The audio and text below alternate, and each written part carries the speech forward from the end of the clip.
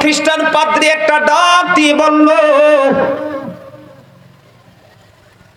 এর ইয়াজিদ বাহিনী, রাসূলের কলিজার টুকরার মাথাটা আমাকে একটা রাতের জন্য দাও, আমি তোমাকে তার বিনিময় দিব 10,000 দিরহাম।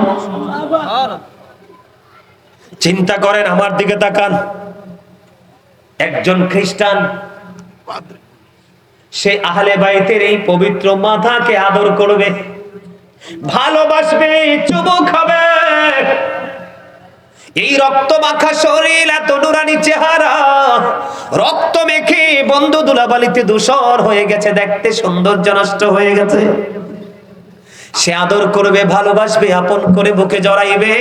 ওই খ্রিস্টান পাদ্রী বলল, তুই আমাকে একটা রাতের জন্য নবীর কলিজার টুকরার মাথাটা দে, আমি তোকে 10,000 দিরহাম দেব। ও বন্ধু, চেঙ্গার চরের আমার যুবক, আমার ভাই, আমার বাবা গো, হৃদয় খুলে শোনো, ইয়াজিদ বাহিনী কত নিকৃষ্ট, মুনাফিক কত নিকৃষ্ট, একটা বেঈমান চাইতেও খারাপ। মুনাফিকের সবল কিন্তু ভয়ঙ্কর হয়, মনে রাখবেন। মুনাফিকের সবল কিন্তু ভয়ঙ্কর হয় এই কারণে, কারণ সে ছদ্মবেশে সে সবল মারবে। কিন্তু বেঈমান তো সে প্রকাশ্যে বেঈমান, আপনি তার ক্ষেত্রে সচেতন। কথা বলেন না কেন? বন্ধু, এবার ইয়াজিদ বাহিনী 10,000 দিরহামের বিনিময় দিয়ে দিলেন খ্রিস্টান পাদ্রীকে। এবার ওই খ্রিস্টান পাদ্রী কি করলো? বন্ধু দেখেন আহলে বাইতের ভালোবাসা, তাদের মর্যাদা, তাদের শ্রদ্ধা কত বেশি রে। ও বন্ধু, এবার কি করলেন? ওই খ্রিস্টান পাদ্রী ইমাম হুসাইনের মাথাটা নিলেন, নিয়ে উঁচু একটা জায়গার মধ্যে রাখলেন। রাখার পরে সবচেয়ে উত্তম সুগন্ধযুক্ত পানি দিয়া ওই মাথাটাকে ধুইয়া সুন্দর একটা উঁচু আসরের মধ্যে রেখে সারা রাত বন্ধু এই মাথার দিকে তাকায়া রইছে আর কান্দে। খ্রিস্টান পাদ্রীর চোখ দিয়ে ঝর্ণার মতো পানি পড়ে আর কান্দে রে। তিনি বললেন, আমি যখন ওই ইমাম হুসাইনের মাথাটা যখন উঁচু জায়গায় রেখে যখন তাকায়া লইলাম, আমি স্পষ্ট করে দেখতে পেয়েছি সাদা, একবারে সাদা নুরানি পাখি ওই মাথাটার চারপাশে শুধু তাওয়াফ করতেছে। আল্লাহু আকবার, আর জোরে বলুন আল্লাহু আকবার। বন্ধুরে আমার, একটা রাত্র শেষ হয়ে গেল। ইয়াজিদ বাহিনী ইমাম হুসাইনের ওই পবিত্র মাথা নিয়ে গেল। যখন ইয়াজিদের বিবি হিন্দা যখন জানতে পারলো ইমাম হুসাইনকে শহীদ করে দিয়েছে, ইয়াজিদের বিবি বন্ধু বিষয়টাকে সহজভাবে নিতে পারে নাই। জোরে জোরে বলুন আল্লাহু আকবার। বন্ধুরে আমার, ইয়াজিদের উদ্দেশ্য ছিল কি? আমার দিকে তাকান। ইয়াজিদের উদ্দেশ্য ছিল ইমাম হুসাইনকে যদি শহীদ করতে পারি, ইমাম হুসাইনকে যদি পৃথিবী থেকে বিদায় করতে পারি, একক রাজত্ব করতে পারবো, পৃথিবীর মধ্যে বিচরণ করতে পারবো, সবকিছু আমি আমার আয়াত্তে নিতে পারবো। ইমাম হুসাইন যেদিন শাহাদাত বরণ করেছে, এরপর থেকে সে মনে করছে লং লাইফ তার জন্য বরাদ্দ হয়ে গেছে। বন্ধুরে আমার, ইমাম হুসাইন শহীদ হওয়ার পরে ইয়াজিদ মাত্র পৃথিবীতে 2 বছর 8 মাস, মতান্তরে 3 বছর 8 মাস বেঁচে ছিল। ভাবতে পারেন বিষয়টা? পরকালের ওই হিসাব, ওই পরকালের সময়ের তুলনায় 2 বছর 8 মাস মতান্তরে 3 বছর 8 মাস কি একটা বেশি সময়? মাত্র 2 বছর 8 মাস মতান্তরে 3 বছর 8 মাস পৃথিবীতে বেঁচে ছিল। ইয়াজিদ একটা দিনের জন্য শান্তিতে ছিল না, একটা মুহূর্তের জন্য সুখী ছিল না। শারীরিক মানসিক ভাবে আল্লাহ রাব্বুল আলামিন তাকে অস্থিতিশীল করে রেখেছিলেন। এর মধ্যে যেই ইয়াজিদের যেই পক্ষ থেকে যেই অমানুষ, যেই চরিত্রহীন লম্পট আহলে বাইতের জন্য ফুরাত নদীর পানিটা বরাদ্দটা বন্ধ দিয়েছিল, ইমাম হুসাইনের শহীদের পরে তার এত বেশি পানির তৃষ্ণা লেগেছিল, খেয়াল করে, তার এত বেশি পানির পিপাসা লেগেছিল, সে যতই পানি খায় পানির তৃষ্ণা মিটে না, সে যতই পানি খায় পানির তৃষ্ণা মিটে না। কিতাব প্রমাণ করেছে ওই ব্যক্তিটা পানি খাইতে খাইতে খাইতে খাইতে তার পানির তৃষ্ণাও মিটে নাই, সর্বশেষে তার পেটটা একবারে ফেটে সাথে সাথে তাৎক্ষণিকভাবে সে মারা যায়।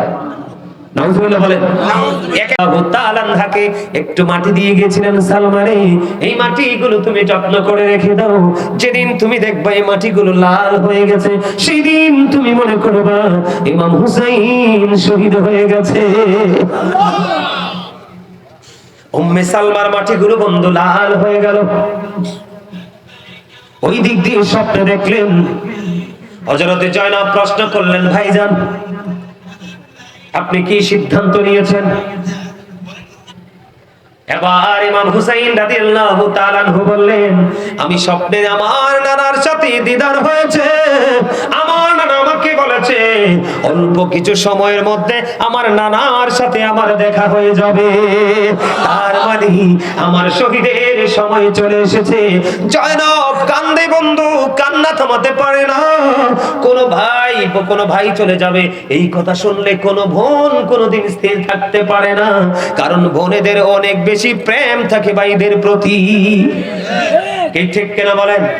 যদিও মেয়েরা শ্বশুর বাড়িতে থাকে, যদি বাবা মা থাকে তাদের খবর, যদি বাবা মা না থাকে ছোট্ট একটা ভাই অথবা বড় একটা ভাই আছে, একটা মিনিটের জন্য ভাইয়ের খবর নেওয়ার জন্য পাগল হয়ে যায়। বন্ধুরে আমার, জয়নব পাগল হয়ে গেল। ও বন্ধু, কি এমন অবস্থা, আমার নবীজির সাথে দিদার হবে। এবার জয়নব বুঝতে পারলেন মর্মান্তিক যে জায়গায় আমি আপনাদেরকে নিয়ে এসেছি। বন্ধু, ধীরে ধীরে ধীরে ধীরে একক যুদ্ধের সময় চলে আসলো।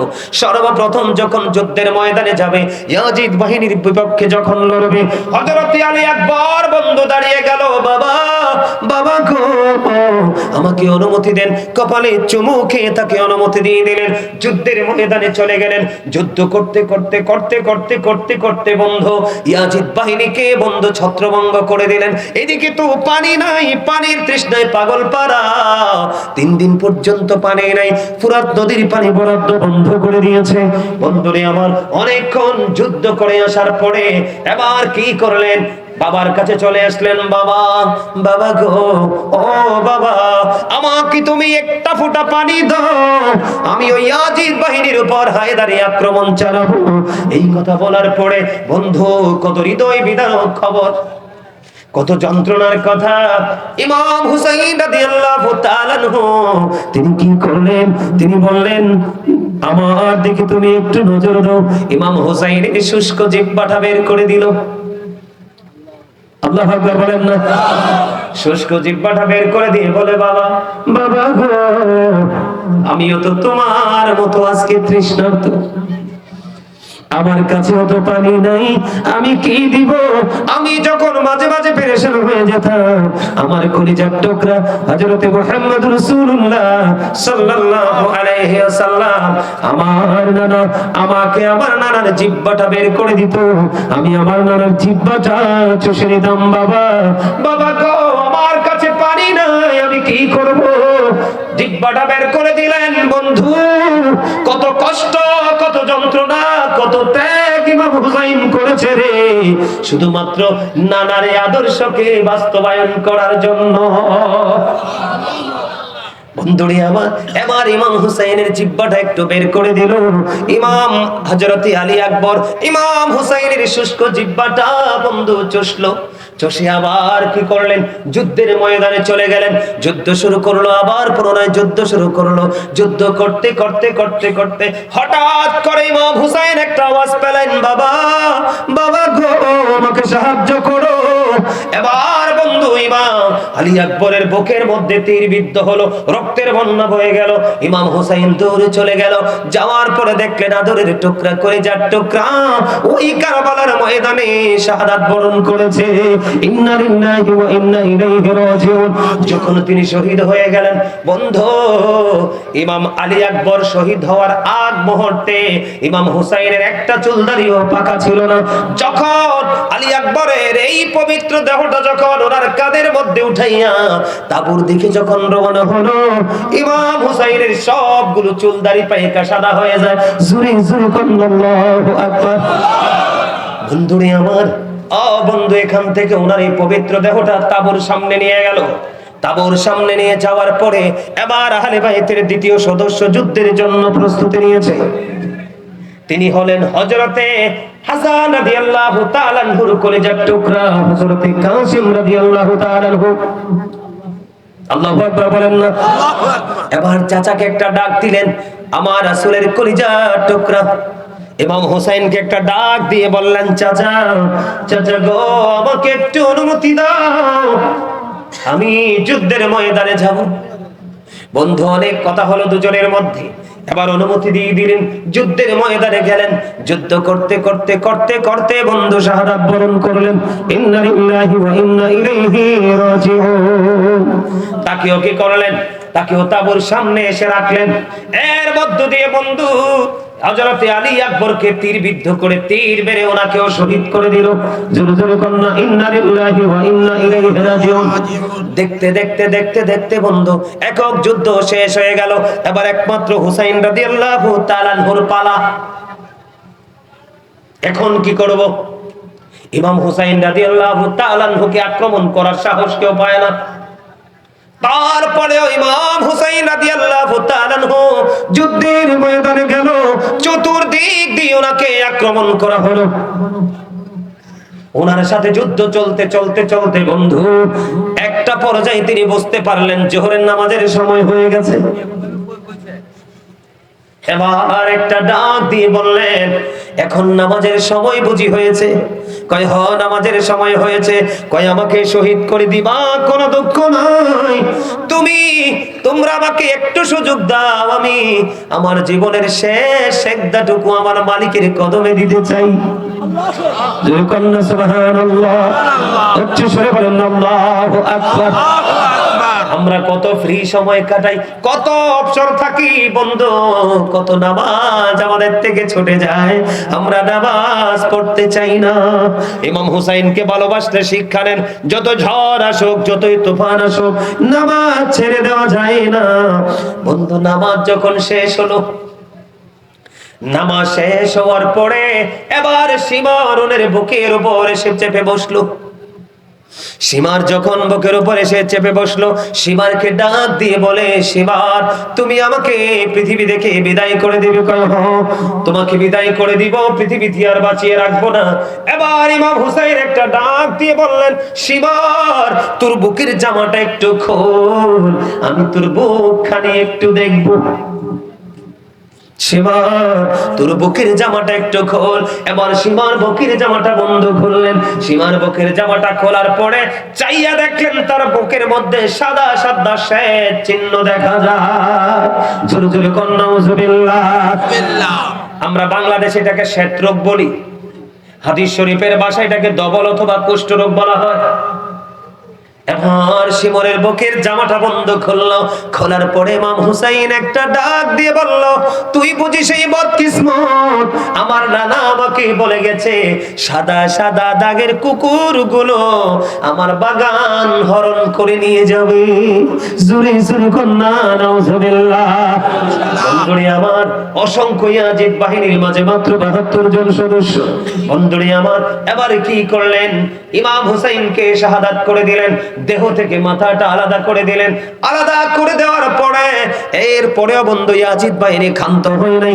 এই কুফার মধ্যে ধুলাবালির মধ্যে ইমাম হুসাইনের ওই পবিত্র দেহ এবং ওনার সঙ্গে যারা আরো সঙ্গী, তাদের এই পবিত্র দেহের মধ্যে ঘোড়া দিয়ে বন্ধু পদদলিত করা হয়েছে। জোরে জোরে নাউজুবিল্লাহ। বন্ধুরে আমার, আমি আপনাদেরকে বলি, ইমাম হুসাইন যখন শহীদ হইল, ওই ইমাম হুসাইন শাহাদাত বরণ করার সঙ্গে সঙ্গে সিরিয়ার যে কোনো পাথর যখন সরানো হতো, তাজা রক্ত বন্ধু প্রবাহিত হতো। ওই বাইতুল মুকাদ্দাসে আপনার জ্বলন্ত পাথর আছে, জানেননি? ওখান থেকে বন্ধু তাজা রক্ত প্রবাহিত হয়েছে। ইমাম হুসাইন যখন শাহাদাত বরণ করেছে, আসমানের ফেরেশতারা পর্যন্ত ক্রন্দন করেছে। হাদিস শরীফের মধ্যে এসেছে জিনেরা পর্যন্ত ক্রন্দন করেছে। বন্ধু সঙ্গে সঙ্গে সূর্য গ্রহণ হয়েছে, এত অন্ধকার হয়েছিল, মনে হয়েছিল যেন কিয়ামত সেদিন কায়েম হয়ে যাবে। বন্ধু ইমাম হুসাইনের শহীদ কেউ বন্ধু মেনে দিতে পারেনি। মানুষ বলেন, জিন বলেন, সব কিছু বন্ধু ইমাম হুসাইনে শোকাহত হয়েছে ইমাম হুসাইনের শাহাদাতে। এবার বন্ধু ইয়াজিদ বাহিনী কি করলেন? ইমাম হুসাইনকে শহীদ করে দিয়েছে। ইমাম হুসাইনকে শহীদ করে দিয়েছে।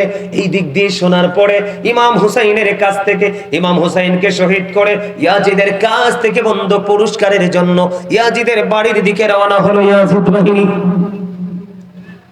যাইতে যাইতে যাইতে যাইতে যাইতে যাইতে বন্ধু পথি মধ্যে অন্ধকার হয়ে গেল।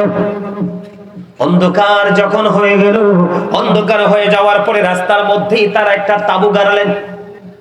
রাস্তার মধ্যে যখন তাবু করলেন, যেখানে তারা তাবুটা গেড়েছিল ওখানে বসবাস করতো একটা খ্রিস্টান পাদ্রী। পাদ্রী বুঝতে পেরেছে রাসূলের কলিজার টুকরারে পবিত্র মাথা নিয়ে যাচ্ছে ইয়াজিদের কাছে পুরস্কারের জন্য। এবার পাদ্রী খবর পেয়ে ছুটে আসলেন ইয়াজিদ বাহিনীর কাছে। ওরে ইয়াজিদ বাহিনী, তোরা কতটা বদকিসমত, তোদের বুঝি এতটুকু হাত কাঁপলো না? রাসূলের কলিজার টুকরাকে কেমন নিষ্ঠুর ভাবে তোরা শহীদ করে দিলি, তারপরেও ক্ষান্ত হলি না, মাটির মধ্যে বালুর মধ্যে পদদলিত করলে, এখন আবার নির্লজ্জের মতো ওই মাথাটা নিয়ে রওনা দিয়েছ ইয়াজিদের কাছ থেকে পুরস্কার নিবা।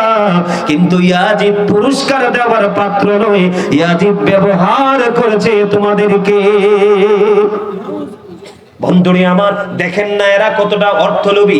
আজকে দেখবেন অর্থের জন্য, নিজের সুবিধার জন্য ইয়াজিদ বারকা মৌলবীরা শুধু বেদাত ফতোয়া দিয়ে দিয়ে মানুষকে আমল থেকে দূরে সরাই দিছে।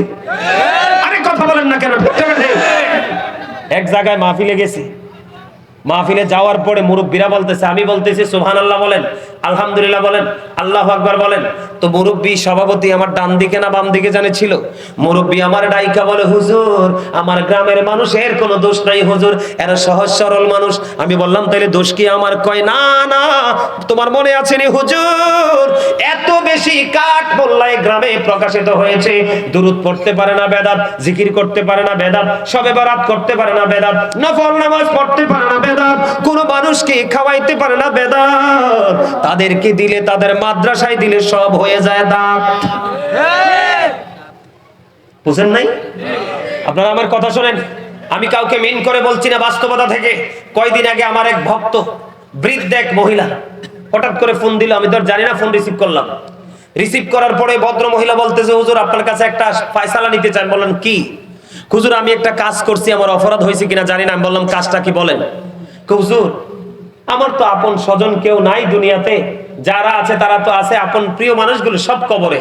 আমার মন চাইছে হুজুরকে দাওয়াত দিয়ে বাড়ি একটু খাবার খাওয়াইতাম। মানুষ আজকে যেমন আপনারা আমার জন্য অনেক আয়োজন করছেন, আমার সাথে যারা ছিল তারা খেয়েছে, আমি খাইনি। গভীরভাবে খেয়াল করবেন, এটা কিন্তু আমি বানায় কথা বলার মানুষ আমি নই। আমি যতটুকু জানবো ততটুকুই বলবো, ভুল ত্রুটি হতে পারে। এখন ওই ভদ্র মহিলা কি করছে, আপনার বাড়িতে আলেম দাওয়াত দিয়ে খাওয়াবে। এখন ওই যে বেদাত মার্কা, বেদাতের ফতুয়ার গাট্টি লয়ে যে যারা ঘুরে, তাদের পকেটে যাইয়া দেখেন দোনো পকেট বেদাতে ভরা। আমার কথা কয় না কিনলে? যারা আজকে বেদাত বলে ফতুয়া দেয়, তারা যে দান বাক্স খার করাইছে, এটা কি নবীর যুগে ছিল? সাহাবীর যুগে ছিল? কথা কয় না কেন? তো ওইটা তো নিতেছে, এটা তো বেদাত। কই এই বেদাতের ফতুয়া তো একবারও দেয় না। আমার নবী ইমামতি করেছেন, সাহাবাই কেরাম ইমামতি করেছেন, ইমামতি করে নবী এবং নবীর সাহাবীরা কি কোনোদিন টাকা নিছে? নিছে? এখন মোল্লারা তো টাকা ছাড়া ইমামতি করে না, তো এটা তো বেদাত। কই ওই বেদাতের কথা তো একবারও কই না। কথা বলেন না কেন? নবীজির জামানায়, নবীজির সাহাবাই কেরামের জামানায় আপনার মসজিদে এভাবে চিহ্নিত করে কাতার চিহ্নিত করা হয় নাই। এই যে মসজিদে কাতার করছেন না টাইলস দিয়ে, ওই যুগে তো ছিল না। এখন এটা তো বেদাত। কই এই বেদাতের কথা একবারও কয় না। কইলে আর খানা নাই, যে চাচা ঠিক কথা বলছে। আমার কথা কি আপনারা বুঝতে পারছেন? এই আমার দিকে তাকান, নবীর জামানায় সাহাবের জামানায় কি এরকম স্টেজ করে আলোকসজ্জা করে ওয়াজের জলসা হইতো? কই এটাও তো বেদাত। কই এটার কথা তো একবারও কয় না। কারণ এখানে বসলেই না টাকা। কথা কয় না কেন? এখানে বসলে কি এই যে বাচ্চা কাচ্চারা রাস্তা নামাই দে, পড়া নাই লেখা নাই, টাকা কালেকশন করে আসো, রিসিট বুক দিয়ে দিয়ে পাঠাই দে রাস্তায়, এক জেলা থেকে আরেক জেলা, এটাও তো বেদাত। কই এটার কথা তো একবারও কয় না। আমি আপনাদেরকে বাস্তবতা তুলে ধরেছি, আমি কাউকে মেন করে বলিনি। যারা বলে করে তাদের গায়ে লাগতে পারে, কিন্তু সত্য তো বলতে হবে। কথা বলেন না কেন? কেন বললাম বন্ধু, নিজের পক্ষে হইলে হা, আপনার পক্ষে গেলে না। এবার ওই খ্রিস্টান পাদ্রী একটা ডাক দিয়ে বলল, এর ইয়াজিদ বাহিনী, রাসূলের কলিজার টুকরার মাথাটা আমাকে একটা রাতের জন্য দাও, আমি তোমাকে তার বিনিময় দিব 10,000 দিরহাম। চিন্তা করেন, আমার দিকে তাকান, একজন খ্রিস্টান সে আহলে বাইতের এই পবিত্র মাথাকে আদর করবে, ভালোবাসবে, চুমু খাবে। এই রক্ত মাখা শরীর, এত নুরানি চেহারা, রক্ত মেখে বন্ধু ধুলাবালিতে ধূসর হয়ে গেছে, দেখতে সৌন্দর্য নষ্ট হয়ে গেছে। সে আদর করবে, ভালোবাসবে, আপন করে বুকে জড়াইবে। ওই খ্রিস্টান পাদ্রী বলল, তুই আমাকে একটা রাতের জন্য নবীর কলিজার টুকরার মাথাটা দে, আমি তোকে 10,000 দিরহাম দেব। ও বন্ধু, চেঙ্গার চরের আমার যুবক, আমার ভাই, আমার বাবা গো, হৃদয় খুলে শোনো, ইয়াজিদ বাহিনী কত নিকৃষ্ট, মুনাফিক কত নিকৃষ্ট, একটা বেঈমান চাইতেও খারাপ। মুনাফিকের সবল কিন্তু ভয়ঙ্কর হয়, মনে রাখবেন। মুনাফিকের সবল কিন্তু ভয়ঙ্কর হয় এই কারণে, কারণ সে ছদ্মবেশে সে সবল মারবে। কিন্তু বেঈমান তো সে প্রকাশ্যে বেঈমান, আপনি তার ক্ষেত্রে সচেতন। কথা বলেন না কেন? বন্ধু, এবার ইয়াজিদ বাহিনী 10,000 দিরহামের বিনিময় দিয়ে দিলেন খ্রিস্টান পাদ্রীকে। এবার ওই খ্রিস্টান পাদ্রী কি করলো? বন্ধু দেখেন আহলে বাইতের ভালোবাসা, তাদের মর্যাদা, তাদের শ্রদ্ধা কত বেশি রে। ও বন্ধু, এবার কি করলেন? ওই খ্রিস্টান পাদ্রী ইমাম হুসাইনের মাথাটা নিলেন, নিয়ে উঁচু একটা জায়গার মধ্যে রাখলেন। রাখার পরে সবচেয়ে উত্তম সুগন্ধযুক্ত পানি দিয়া ওই মাথাটাকে ধুইয়া সুন্দর একটা উঁচু আসনের মধ্যে রেখে সারা রাত বন্ধু এই মাথার দিকে তাকায়া রইছে আর কান্দে। খ্রিস্টান পাদ্রীর চোখ দিয়ে ঝর্ণার মতো পানি পড়ে আর কান্দে রে। তিনি বললেন, আমি যখন ওই ইমাম হুসাইনের মাথাটা যখন উঁচু জায়গায় রেখে যখন তাকায়া লইলাম, আমি স্পষ্ট করে দেখতে পেয়েছি সাদা, একবারে সাদা নুরানি পাখি ওই মাথাটার চারপাশে শুধু তাওয়াফ করতেছে। আল্লাহু আকবার, আর জোরে বলুন আল্লাহু আকবার। বন্ধুরে আমার, একটা রাত্র শেষ হয়ে গেল। ইয়াজিদ বাহিনী ইমাম হুসাইনের ওই পবিত্র মাথা নিয়ে গেল। যখন ইয়াজিদের বিবি হিন্দা যখন জানতে পারলো ইমাম হুসাইনকে শহীদ করে দিয়েছে, ইয়াজিদের বিবি বন্ধু বিষয়টাকে সহজভাবে নিতে পারে নাই। জোরে জোরে আল্লাহু আকবার। বন্ধুরে আমার, ইয়াজিদের উদ্দেশ্য ছিল কি? আমার দিকে তাকান। ইয়াজিদের উদ্দেশ্য ছিল ইমাম হুসাইনকে যদি শহীদ করতে পারি, ইমাম হুসাইনকে যদি পৃথিবী থেকে বিদায় করতে পারি, একক রাজত্ব করতে পারবো, পৃথিবীর মধ্যে বিচরণ করতে পারবো, সবকিছু আমি আমার আয়াত্তে নিতে পারবো। ইমাম হুসাইন যেদিন শাহাদাত বরণ করেছে, এরপর থেকে সে মনে করছে লং লাইফ তার জন্য বরাদ্দ হয়ে গেছে।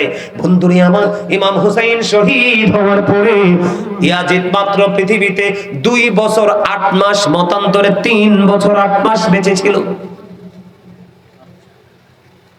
ভাবতে পারেন বিষয়টা? পরকালের ওই হিসাব, ওই পরকালের সময়ের তুলনায় 2 বছর 8 মাস মতান্তরে 3 বছর 8 মাস কি একটা বেশি সময়? মাত্র 2 বছর 8 মাস মতান্তরে 3 বছর 8 মাস পৃথিবীতে বেঁচে ছিল। ইয়াজিদ একটা দিনের জন্য শান্তিতে ছিল না, একটা মুহূর্তের জন্য সুখী ছিল না, শারীরিক মানসিক ভাবে আল্লাহ রাব্বুল আলামিন তাকে অস্থিতিশীল করে রেখেছিলেন। এর মধ্যে যেই ইয়াজিদের যেই পক্ষ থেকে যেই অমানুষ, যেই চরিত্রহীন লম্পট আহলে বাইতের জন্য ফুরাত নদীর পানিটা বরাদ্দটা বন্ধ দিয়েছিল, ইমাম হুসাইনের শহীদের পরে তার এত বেশি পানির তৃষ্ণা লেগেছিল, খেয়াল করে, তার এত বেশি পানির পিপাসা লেগেছিল, সে যতই পানি খায় পানির তৃষ্ণা মিটে না, সে যতই পানি খায় পানির তৃষ্ণা মিটে না। কিতাব প্রমাণ করেছে ওই ব্যক্তিটা পানি খাইতে খাইতে খাইতে খাইতে তার পানির তৃষ্ণাও মিটে নাই, সর্বশেষে তার পেটটা একবারে ফেটে সাথে সাথে তাৎক্ষণিকভাবে সে মারা যায়। নাউজুবিল্লাহ বলেন। এক একটা ইয়াজিদ বাহিনীর এক একটা রূপে মৃত্যু হয়েছে, অত্যন্ত জঘন্য এবং ঘৃণ্যভাবে তাদের মৃত্যু হয়েছে।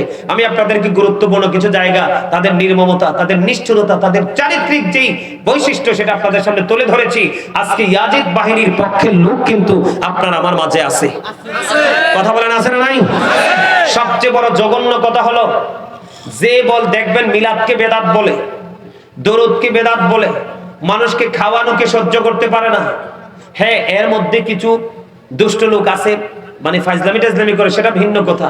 একজনের দোষ তো আর গোটা টিম নিবে না, একটা পার্সনের দোষ তো বাকি সবার উপরে কি করা যায় না, দেয়া যায় না। যায়। আমি আপনাদেরকে বলি, নবীকে যারা বলবে আমার মতো, জোরে কোন নাউজুবিল্লাহ, নবীকে যারা বলবে আমার মতো, গতকালকের মাহফিলে এক মুরব্বী বলতেছে, হুজুর আমরা কোনটা মানবো, মিলাদুন নবী না সিরাতুন নবী? আমি কই অবশ্যই মিলাদুন নবী, কারণ সিরাত তো আপনার স্পেসিফিক ভাবে পালন করার বিষয় না। এই কোন কর্মের কি দিবস আছে? কথা কয় না। আমার স্বাস্থ্য ভাইটা একটা হাসি দিছে, লাগে আমি একটু হাসলাম। কথা বলেন, কোন কর্মের কি দিবস আছে? কথা কয় না। সিরাত মানি নবীজির আদর্শ, সিরাত মানি নবীজির জীবনী, সিরাত মানি নবীজির 63 বছর জিন্দেগির পথ চলা, নামাজ পড়া, কোরআন পড়া, দান সাদকা করা, সালাম দেওয়া, খাওয়ানো, এমনি করে করে সব এগুলাই মিলাইয়া সিরাত। তো এগুলা কি একদিন পালন করলে শেষ, নাকি এগুলো প্রতিদিন আছে? তো প্রতিদিন তো এগুলো আছে, এগুলো তো পালন আমরা করছি, কিন্তু স্পেসিফিক ভাবে আপনি যেদিন মিলাদ যেদিন আসছে, আপনার জীবনে কি জন্মদিন আগে নাকি কর্মদিন আগে?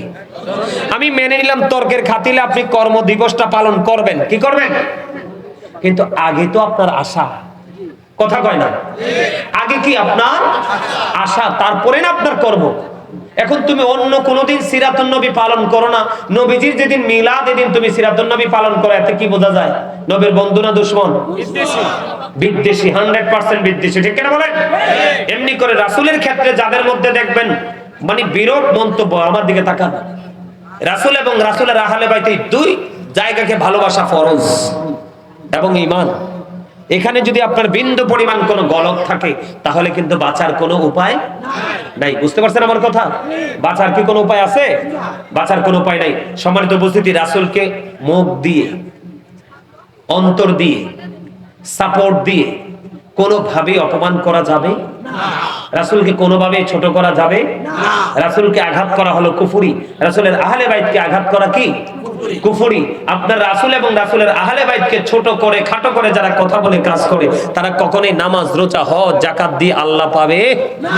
আপনি কি মনে করেছেন? এই আল্লাহ বলতেছে, হাবিব আপনি যে তাদের কাছে রিসালাত নিয়ে গেছেন, এর বিনিময়ে আপনি তাদেরকে বলে দেন, আমি তোমাদের কাছে কিছুই চাই না, আমি চাই শুধু আমার আহলে বাইতের ভালোবাসা। অত্যন্ত গুরুত্বপূর্ণ না বিষয়টা? কথা বলেন, গুরুত্বপূর্ণ কিনা? সম্মানিত উপস্থিতি, যারা নবীর দুশমন, নবীর সাথে যাদের দুশমনী আছে, এই আপনি মিলাদ পড়েন না, সেটা আপনার ব্যাপার, কিন্তু যিনি পড়ে আপনি তাকে নবীর প্রেমিক বলতে পারলেন না, আপনি বেদাতি বলে দিলেন। কি বোঝা যায়? হ্যাঁ, ঠিক না? হ্যাঁ, আমি তো নবীকে মহব্বত করে মিলাদ পড়ছি, আপনি আমাকে নবীর প্রেমিক বলতে পারলেন না, বেদাতি বলতে পারলেন না, আমি আপনাকে কি বলবো? এটি অত্যন্ত সেনসিটিভ বিষয়। এই আমার দিকে তাকান, আল্লাহ রাসূল বলেছেন, ওয়া ইয়াকুম ওয়া ইয়াহুম লা ইউদিল্লুনাকুম ওয়া লা ইফতিনুনাকুম। রাসূল বলেছেন, তোমরা তাদের থেকে দূরে থাকো, তাদেরকেও তোমাদের থেকে দূরে রাখো, কারণ তাদের সাথে মিশলেই তোমরা পথভ্রষ্ট হবে, ফিতনায় পড়বে। তারা যেন তোমাদেরকে পথভ্রষ্ট করতে না পারে, ফিতনায় ফেলতে না পারে। কথা বুঝে আসছে? এই যে দুইটা জায়গা আমি আপনাদেরকে ছোট্ট ছোট্ট করে পার্থক্য করে দিলাম, আপনারা বুঝতে পারছেন? ইয়াজিদ বাহিনী পুরোই নেগেটিভ, আর হুসাইন এবং হুসাইনি কাফেলার লোক সবাই পজিটিভ, ঠিক কিনা বলেন? আমরা কি হুসাইনের পক্ষে থাকবো নাকি ইয়াজিদের পক্ষে? আরো জোরে বলেন, হুসাইনের পক্ষে থাকবো। হুসাইন কি সত্যের জন্য লড়াই করছে নাকি লুকাই ছিল? লড়াই করেছে। আমরা সত্যের জন্য লড়াই করবো না লুকাবো? বাংলাদেশের যেই কোনো প্রান্তে আল্লাহর ওলিদের মাজারে হামলা হবে, কোন আলেমের উপর হামলা হবে সুন্নি জামাতের, আমরা সারা বাংলাদেশ থেকে ঐক্যবদ্ধ হয়ে প্রতিরোধ গড়ে তুলবো, ঠিক কিনা বলেন? আপনারা দেখছেন কতগুলো মাজার ভাঙছে? মাজার ভাঙছে কিনা? অনেক মাজার ভাঙছে। তবে সব শ্রেণীর মানুষ, এখানে কোনো সুন্নি না, সব শ্রেণীর মানুষের কলিজার মধ্যে আঘাত লাগছে মুর্শিদপুরের ঘটনা।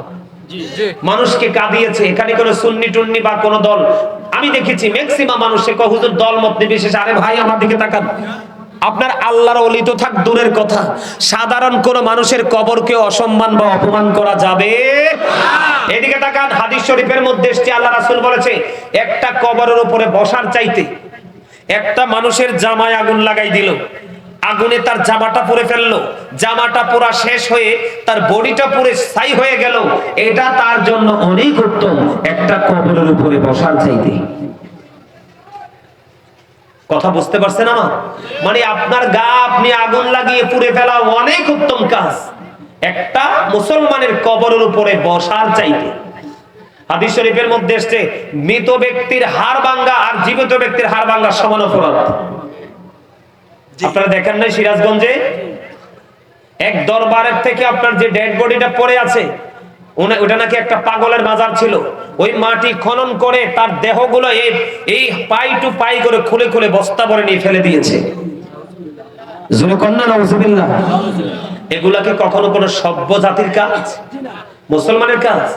আপনারা দেখেন এরা মন্দির পাহারা দেয়, কি করে? এরা মন্দির পাহারা দেয়, হিন্দুদের পূজা করার জন্য প্রোটেকশন দেয়, দাড়ি টুপি নিয়ে। এদের লজ্জা আছে? গীতা পাঠ করে, আবার এদের গীতা পাঠ করে খুব উচ্চ আওয়াজে, আর ওই দিক দিয়ে আল্লাহর ওলির মাজার ভাঙে। আপনি চিন্তা করেন মুসলমানের ক্লাসটা কোথায়?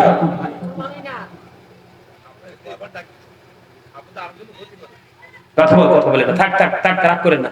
আমার কথা কি আপনারা বুঝতে পারছেন? সম্মানিত উপস্থিতি, আপনাদের এখানে এসে বুঝতে পারছি নবীর প্রেমিকের অভাব নাই। তবে আমলের মধ্যেই কিন্তু আমরা সীমাবদ্ধ থাকব না। আমরা যেখানে অন্যায় হবে সেখানে প্রতিবাদ, যেখানে আমাদের